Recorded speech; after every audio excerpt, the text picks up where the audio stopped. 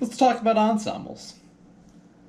Ensembles can come in limitless combinations, though some sound particularly well together. Each family of instruments has characteristics that make them unique and interesting, as well as each individual instrument of each section. Ensemble size is important to consider, especially relative to the size of the performance area and its acoustics.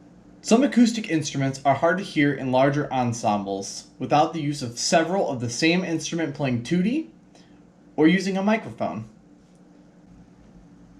Electric instruments have a myriad of choices in addition to their original timbres with things like amplification and effects pedals. This is in addition to things like amp simulation and effects simulation as well.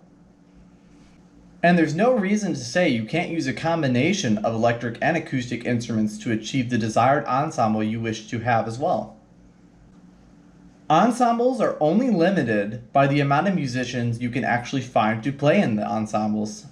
If you can't find enough musicians, you could always find artificial ways to produce the sounds you want as well. This could be things like a synthesizer. Let's talk about some commonly used ensembles: the soloist, a duet, a trio, quartet, and quintet. Those are some of the small ensemble arrangements that are commonly used. Larger ensembles could include jazz band, big band, orchestra, and concert band.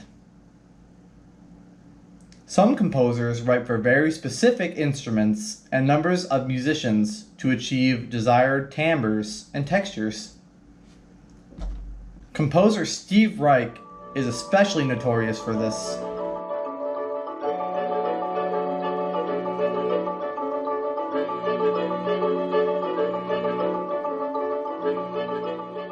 Other pieces of music are composed specifically to convey an atmosphere. Thus, the instruments used are selected for that reason. Composer Penderecki uses extended techniques in his piece Threnody to convey hopelessness and horror.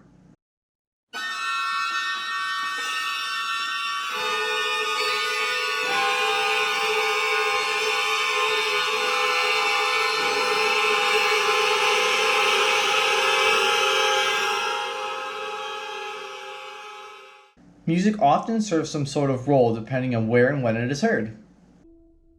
This means music for a film is composed differently than a video game or a live ensemble like a rock band. You're a heartbreaker, dream maker. A common approach to music composition starts at the piano. This is because of its massive range and multi-voicing capabilities. Later on, the composer will translate the music into desired textures and tones. This approach is good for people who can generate music but need more time to envision the more advanced textures they want. Reference books like Rimsky-Korsakov's Principles of Orchestration are particularly helpful for writing for classical instruments.